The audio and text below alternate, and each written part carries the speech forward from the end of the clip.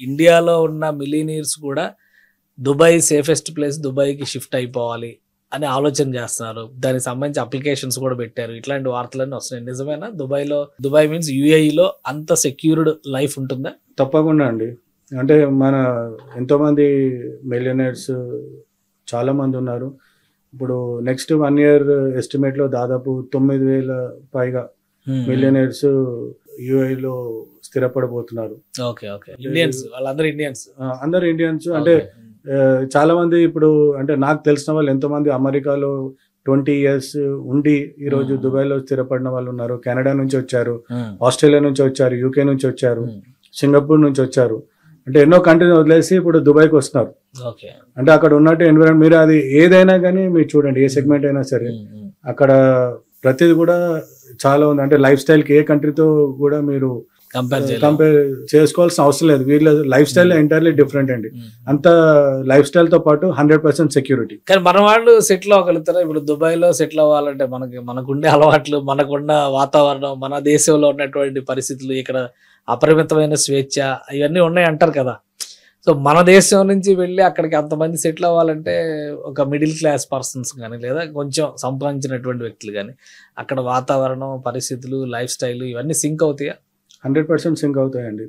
ఇనిషియల్గా కొంచెం ఇబ్బంది ఉంటుందండి. మీరు ఏ కంట్రీకైనా వెళ్ళండి, అంటే ఇండియా వదిలేసి మనం వేరే కంట్రీ వెళ్ళినప్పుడు సెటిల్ అయ్యే వరకు కొంచెం ఇబ్బంది అనేది ఉంటుంది. కానీ అక్కడ ఉన్నటువంటి ఎన్విరాన్మెంట్ అవన్నీ వాటికి అలవాటు పడిన తర్వాత వాళ్ళు మళ్ళీ తిరిగి మన దేశానికి వచ్చే అవకాశం కొంచెం తక్కువ ఉంటుంది.